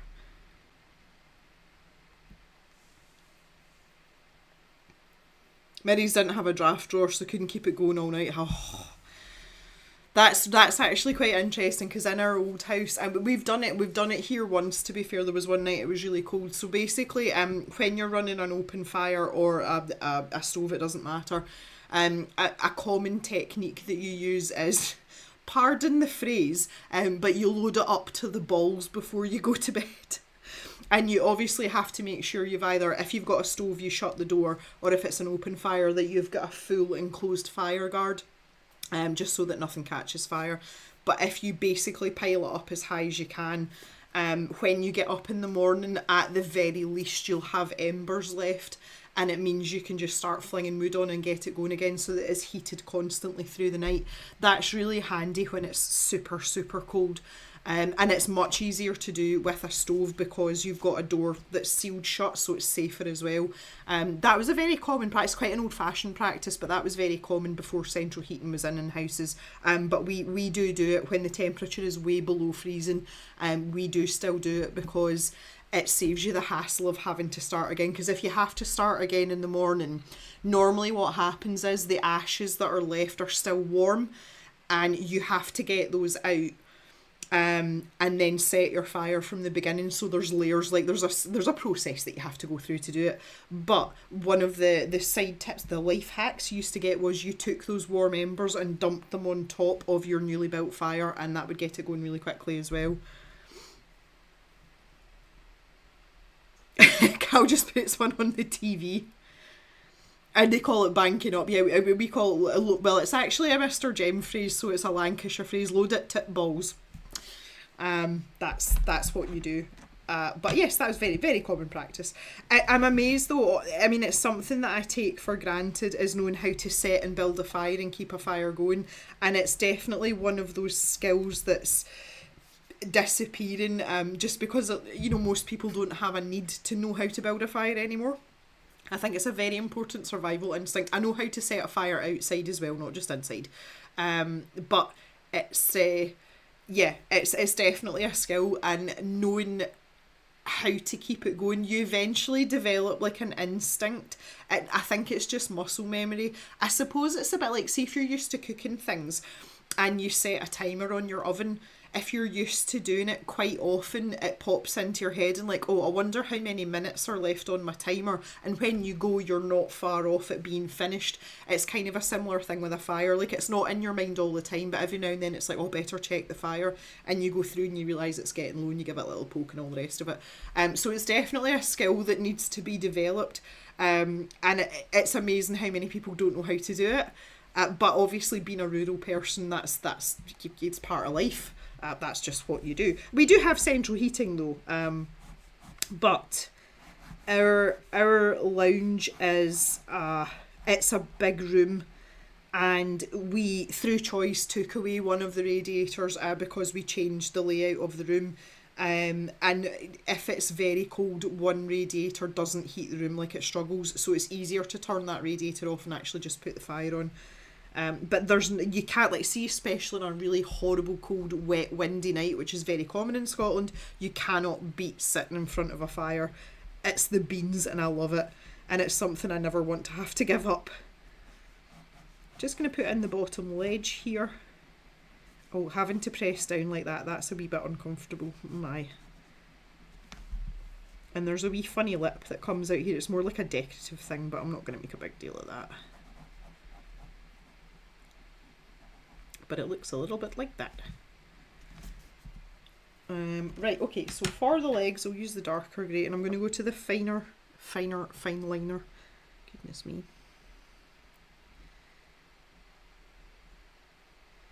That'll disappear away up in the back somewhere.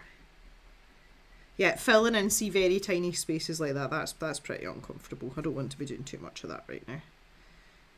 It's only a tiny little bit though. And then for the front legs, I'll use the lighter grey and then use the darker grey to embellish it a little bit. So obviously the plan is here to have a nice orange bit in the middle. That's what we're going for.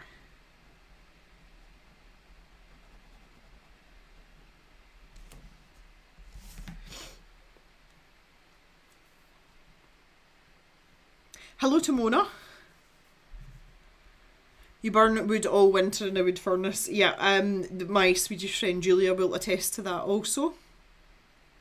You can, like, we don't really have, in Scotland, there's not very many wood-fired furnaces, but you can put a back boiler on a wood-burning stove like this and you can feed the heat to some of your radiators. That's quite common, but it's not a main fuel source for most people.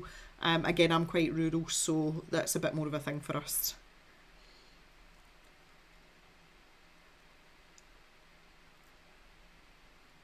Thea's like, definitely a skill I don't have. Ulrika's a way to feed it a needy moggy. It makes me had a fake real fire, which was pretty good for atmosphere. Got rid and put a wood burning after I moved. There you go, Mary's talking about a back boiler. Yep. Yeah, it depends on the size of the stove and the size of the back boiler as well, and the size of your house. But usually it's got like an area that it will cover. But we are very lucky because we have an oil tank, so it's kerosene.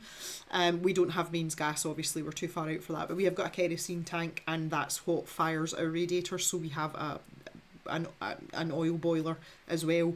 So we're very lucky, because if the power goes off, the oil boiler doesn't work, because although it's oil fired, it needs electricity to run the actual boiler part. But we obviously still have the wood burner. And my hob in the kitchen is gas, and it runs off bottles because we don't have main gas. So in the event of a power cut, we actually have a gas stovetop as well, so I can still boil water for cups of tea, which is the most important thing. We can't live without tea because it's electric kettles we use in Scotland. But also we can make pasta or tins of soup or whatever. We do have a backup generator socket that's attached to the house, like for the mains, so we're fine anyway. But if everything went absolutely horribly wrong, we have something that is very much in the physical, mechanical side of things that will always work, because fire is fire at the end of the day. It was a wee terrace, so didn't have to do a lot. See, that's ideal though. That's the perfect situation to have one if you've got a small house. I think, like, because we looked into it But it's back to this, if we wanted to do that, it would have had to have been a bigger stove than this one. So if you were in the living room, you were going to expire, but it would only have heated about half the house, because we're in a bungalow, so our house is low but spread out. And there's only so far it can travel, obviously. So the other end of the house, which is the cave end, wouldn't have got anything from it anyway. So we decided, no, we'll just leave things as they are. Everything will be okay. Okay, so I'm kind of swithering here what to do. My actual hearth is slate tiles. It's quite pale though, and if I make them grey, it's going to kind of blend into what I've got going on here. So I'm going to have a think about that. What I am going to do is grab a black, and I'm going to use the fine liner, not broad liner. Do you like getting a little less than Wilcox? Well, see, that this is quite specific, like that. I wouldn't say that it's common in Scotland, but it's common in rural areas in Scotland, just teamed with the type of weather that we have, which is mostly unpleasant in the winter months. So I didn't really spend a lot of time on this, but this strange section here is my hearth stand, or some people call them fireside companions, I think. So the stand that's got your poker and everything on it, and ours is cast iron. So this one here, it's the wee brush that we use. Again, I'm not gonna be particularly precious over this. So it's a wee flat brush, and that's to scoop up all your ash. So let's just keep that relatively straightforward. And this line here was my poker, which hangs down the back. Don't have much use for the poker, honestly, because this door's quite small. So you kind of like in a position where you have to sort of manoeuvre if you're using the poker. And this is we call it a coal shuck. Well, this is actually a coal shuck, but anything that's a shovel basically is a shuck. So you would use this to scoop up your embers or whatever.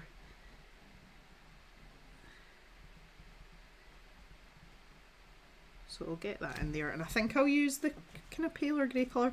The top of this is really ornate, it's really pretty, but obviously I'm putting in some Christmas stockings, so that's going to be hiding behind there, so we're not going to see that.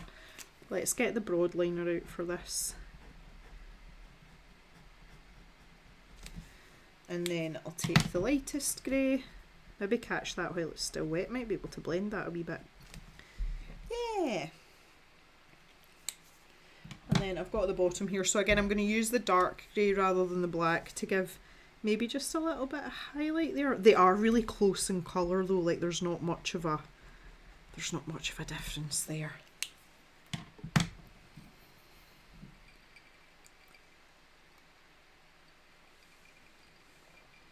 The poker is for intruders. No, we have guns for that, Daria.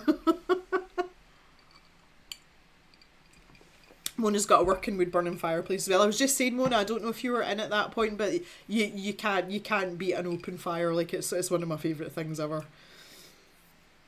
Cal had oil central heating in one of the bungalows we're in. It had the long corridor that was wood panelled and creepy. What is it with long corridors in these houses? Like, I actually hate my hallway because it's long and narrow. It doesn't give me the creeps though. It's relatively pleasant, all things considered. Mary says, loving the coal scuttle. It's a shuck. The shuck. We also talk about the shuck of your arse, and that's obviously your bum crack. A shuck is anything that channels anything, or yeah, Scottishisms, what can I say?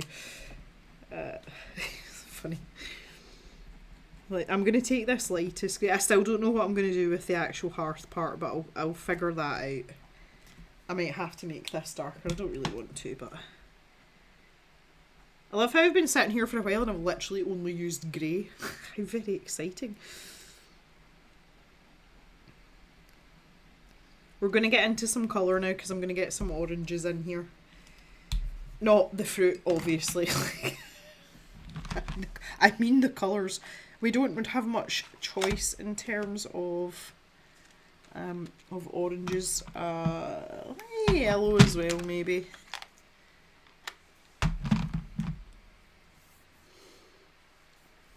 Well, hi there, Black Rose. How are you?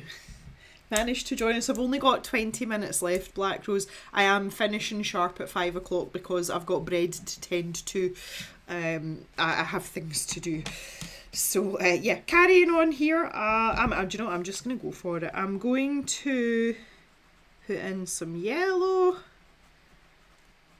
And if you look at a fire, there's actually not very much yellow going on, but I want to keep this pretty bright and cheerful.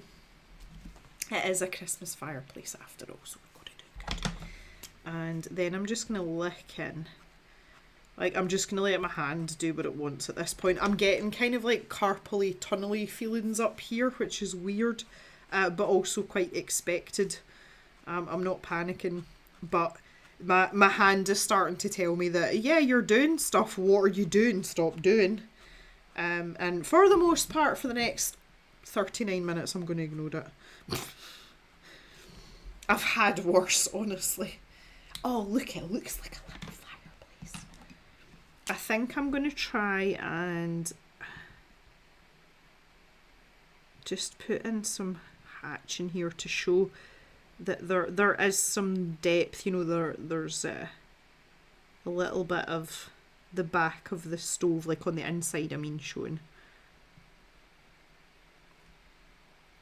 If anybody, it's entirely up to you, but if anyone would like the original reference image of my actual fireplace, I would be really happy to post it somewhere if anyone would like to use it, you know, for inspiration or whatever.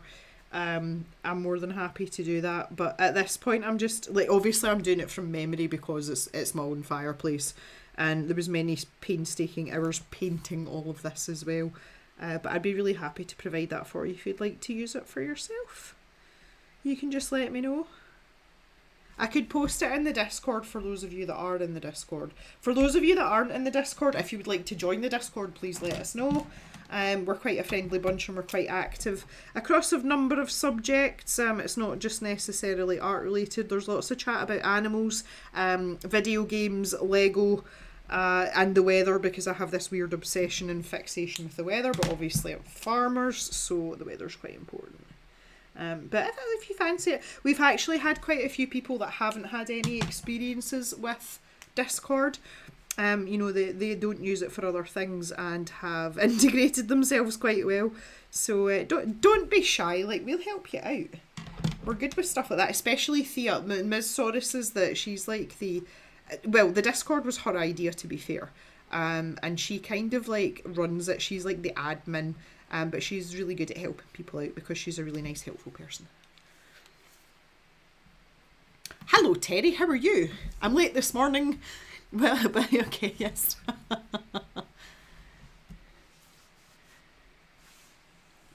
Would like the reference photo, yes. Okay. Yes, there we go. Patty is a convert. Patty came to Discord and she's doing fine with it. It's, I think you'll agree, Patty, that it's, once you kind of understand the layout, it's quite easy to navigate.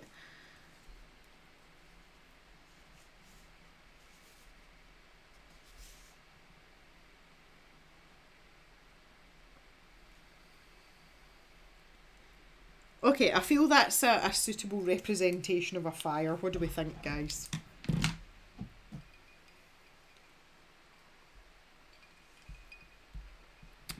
Yeah, so, yes, Martine, also newbie Discord, and it's fab. Yeah, like, it's not, and the thing is, though, like, we don't expect people to, like, turn up every day and comment in all of the channels. It's not like that. There's a couple of us that kick about between the different threads, like, on a daily basis. There's always someone kicking about, and I think it's quite nice because we're across all different time zones as well, so if you post something up in anything, there's usually somebody that replies. Oh, can you... warm my hands at it. Yeah, no, I think that was a good shout.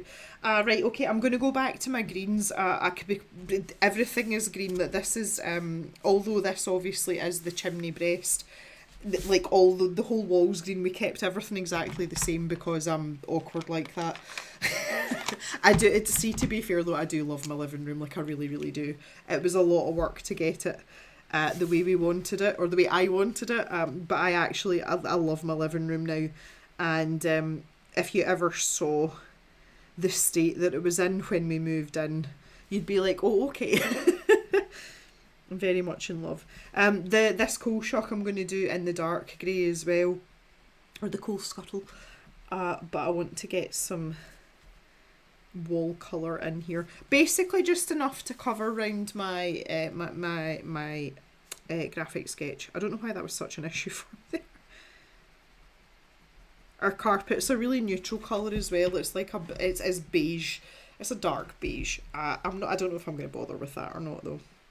But I'm not sure what I'm going to do with these tiles. I might have to use some artistic license there. Yeah, this is the motion that causes me problems. Because it's repetitive, I'm not putting any pressure down. But because it's repetitive, my hand's like, what are you doing? Don't be silly. Why are you being a fool? But we'll do a wee bit here just to get, so we can see the outline of what we're doing. I'll bring it down a wee bit there. Because I want to get an outline around these stockings as well. We do have lovely Christmas stockings in this house. I would never hang them near the fire like this though, because it would be a fire hazard. That would be something I wouldn't want to worry about. Although they would look really cute hanging up. It's not something I'm prepared to do.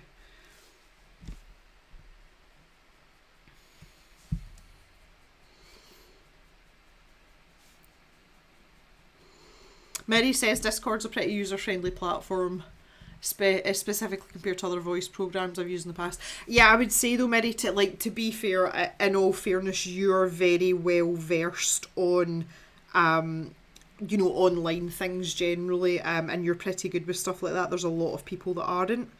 I agree with you though, but I think about people like Papa Jem trying to use Discord, and he's like, oh, hang on a minute here, and for someone in his late 60s, he's pretty tech savvy, but it can be quite overwhelming. But I find it's, the people that have come and, people have said in the chat already, it's actually quite good, and you get the hang of it fairly quickly once you understand the concept of it, which, Cal's just said it's reminiscent of like old chat forums. It's very similar to that. I just think it's a really nice way for us to keep connected in between streams and things, and there, a lot of us have gotten to know each other very well just because of it, which I absolutely love, because that's like a really big bonus of the work that I put in. All of that YouTube, etc., it is a lot of work, but it's very rewarding. And there's some of you that have been around a long time, and I do know some of you quite well now, and you guys obviously know me quite well. So there's a lot of good to come out of it. There's been a spate of not sleeping at night as well for a couple of us. Rika. And we're like awake at 4 o'clock in the morning, and you can go onto the Discord, there's somebody there. Have a random chat about something. Alright, so the other thing as well about this is I have a floating mantelpiece. So this is basically just a block of oak. I do have a Christmas garland on it already, which you will see in the reference photo. So that was really nice that I didn't have to try and imagine that. The only thing that I've added is the Christmas stockings. Everything else is there. So I thought that was quite cool as well, the fact that I'd got my finger out and done a bit of Christmasing before this happened. I'm going to have to stop with that there though, because my hand's getting really fatigued. I might, I think I'll deal with this coal scuttle first, and then we'll go from there. Okay, so there's this light grey broad liner.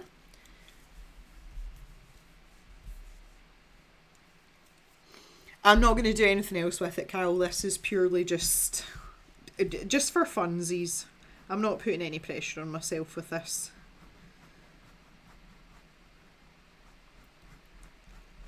It'll be what it will be. It's just my sketchbook.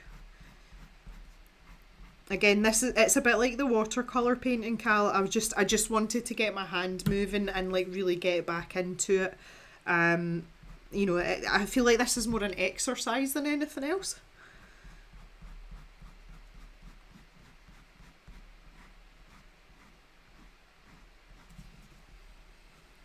So we've got a handle here as well, which will just kind of like, yeah.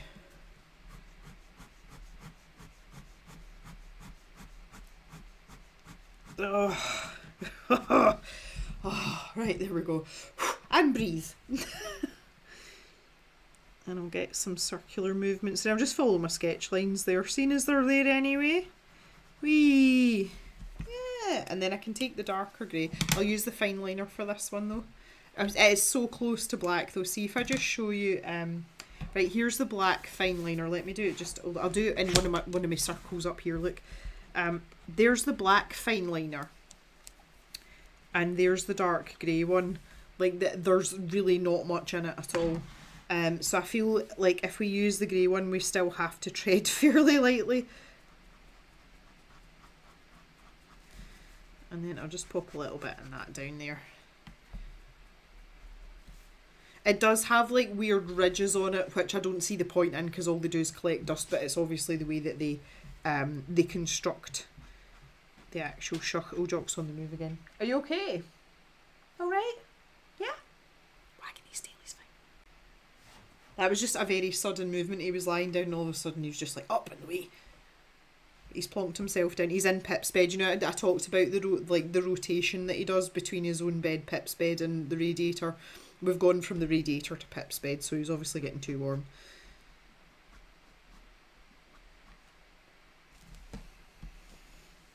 I'm actually quite happy with that just the way that it is. I might put a little bit more down in there though. Yeah, okay. I'll take that. This is going way better than I thought it would.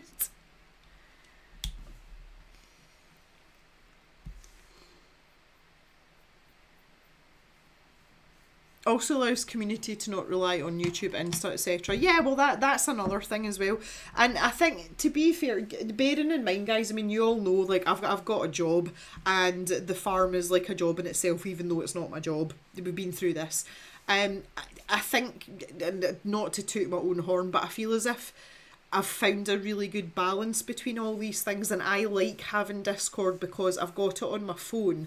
So even if I'm outside with the cows or the dogs, or I'm sitting at my desk doing my proper job, it's really accessible just to pick up and, you know, like, react to a comment or chime in without it like having to actually sit down and do it and for it to take up time. I love it for that. Like, I really, really do.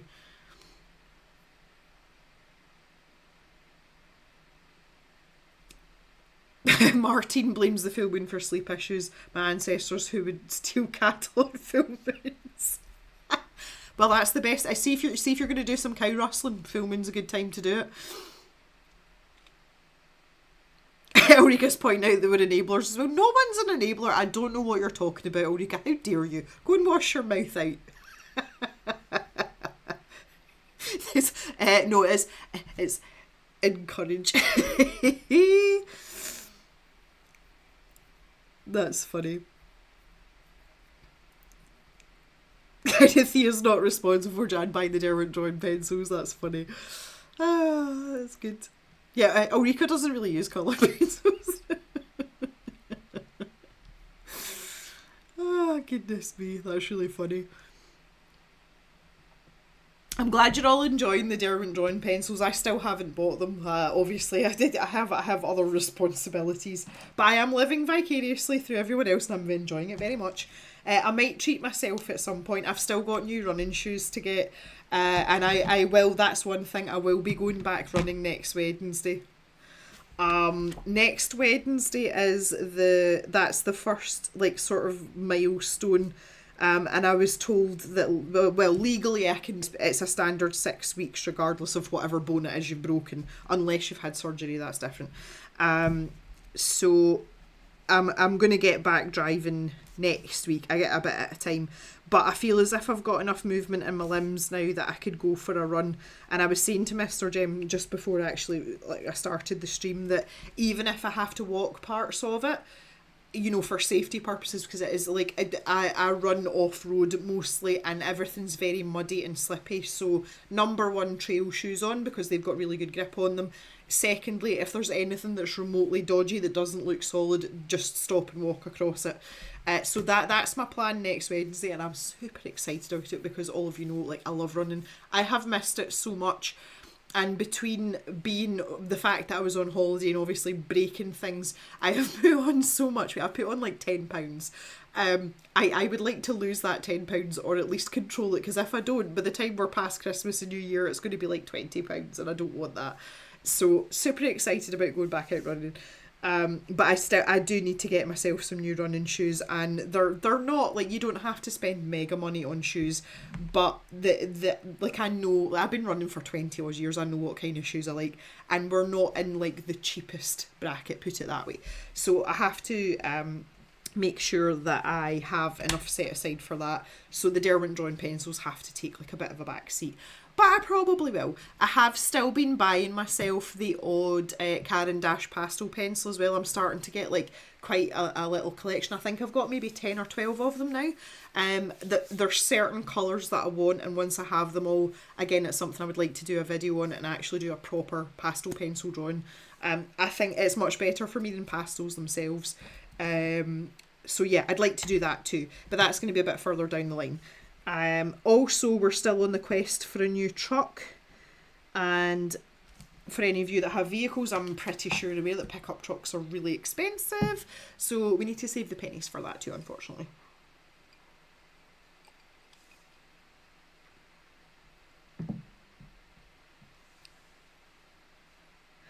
Terry got a 72 set of Prismacolors new for $5. To be fair, see, if you don't need them, Terry, it's a good investment, because you know how quickly you can run through Prismacolors. You will need them eventually. That, like, for $5, why would you not? That's like, $5 is like £3.50 or like €4. Like, why would you not do that? Absolutely, it's a bargain.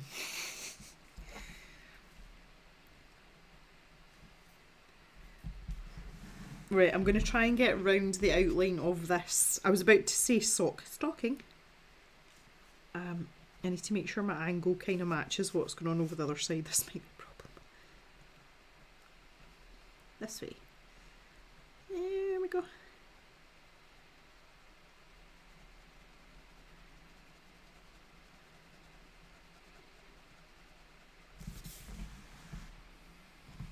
Doesn't really match up.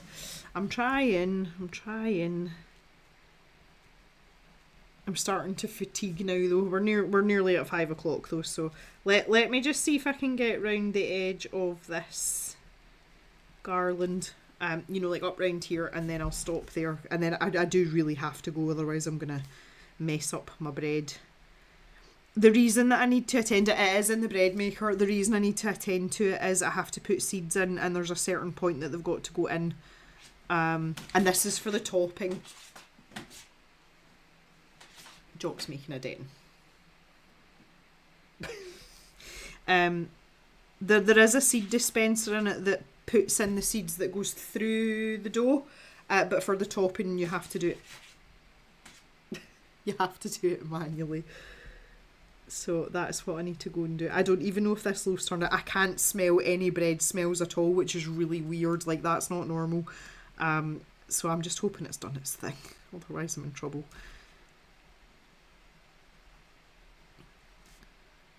I'm just manoeuvring my way around this garland here. Is Thea the only person that wants the reference image? Because if so, I'll just post it on Discord in the reference picture thread.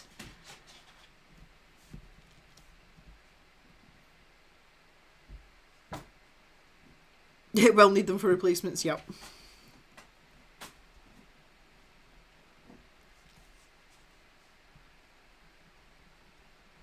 So at this centre point here, which I'm taking as the flue, good God, Jock, that's when I'm going to flip my hatching round the other way. I'll probably end up cross hatching this, but just for aesthetics and for the purposes of what we're doing. There we go. Okay. Yeah. Right. I'm quite happy about that. Feeling quite positive. I might go back to this a wee bit later tonight. So this is very much a like do it in my own time sort of job. But really glad to have the chance to do this today. Right, just a quick reminder, there will not be a stream next Wednesday because I'm streaming on Sunday instead. We're having a Sunday chill out. Oh, for good... Jock just can't sort himself out. Go on into your own bed then, you're fine. I know he's coming for a pet. Yeah, so there'll be no stream next Wednesday, but we'll be streaming on Sunday instead. I will post a little bit more about that.